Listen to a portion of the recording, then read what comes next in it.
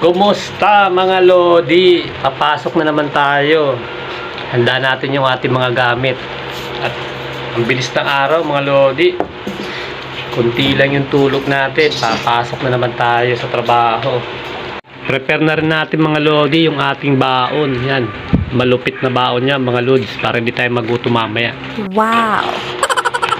Pasok na natin sa baonan yung ating baon mga Lodi.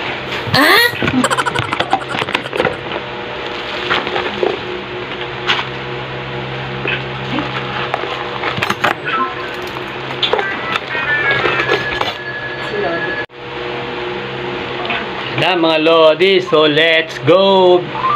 Pasok na tayo! So yun mga Lodi, arangkada na tayo. Gabi na, kailangan natin pumasok. Pag-arangkada nga natin mga Lodi, ito yung sitwasyon dito sa aming lugar mga Lodi. Ito yung street namin, palabas na may bukana. Medyo traffic mga Lodi kasi Lunes ngayon, kaya medyo busy mga tao dito. Pero pagdating dito mga Lodi sa may main road mga Lodi, hindi naman ganong traffic yung bunga dito. Yan, nadaanan pa natin si Biapi pero may baon tayo mga Lodi, kaya diyan lang natin siya papansinin. Tuloy-tuloy na yung padjaka natin mga Lodi para makarating na sa trabaho. Pero pagdating dito sa bungad ng sinilikuan natin mga Lodi, ito ang sitwasyon dito. Grabe traffic mga Lodi kasi Lunes ngayon, kaya traffic. So nung nakapasok na nga tayo dito sa loob mga Lodi, wala nang traffic. So maluwag na yung ating kalsada, kaya napakasarap ng pumadyak dito mga Lodi dahil wala nang gaano mga sasakyan dito. Meron pala tayong nadaanan sa subdivision mga Lodi, may mga Christmas light pa, hindi pa tapos ang Pasko sa kanila. What?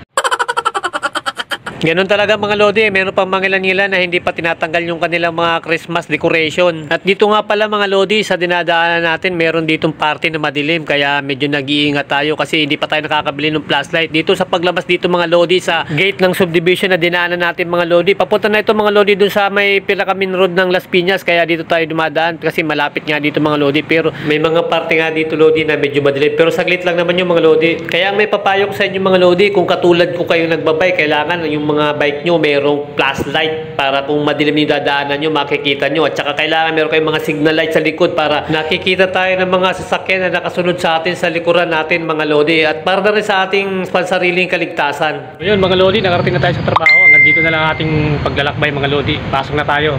So yun mga Lods, nakarating na nga tayo dito sa trabaho ng maayos. Kahit na traffic, okay naman yung naging biyahe natin. Yung iba, parte na daan natin, medyo madilim mga Lodi, pero okay naman at ligtas naman tayo nakarating dito sa trabaho. So hanggang sa sunod na lang Lodi ng mga vlog kasi ibihis na tayo. Ito yung locker namin, so work na. At kung nakarating nga kayo dito mga Lodi sa parte ng video ko na ito, humingi ako ng isang like. Malaking bagay sa aming mga puting creator yung pag-like nyo sa aming mga video. Hanggang dito na lang mga Lodi. Watch until my next vlog mga Lods. Ready for duty na mga Lodi.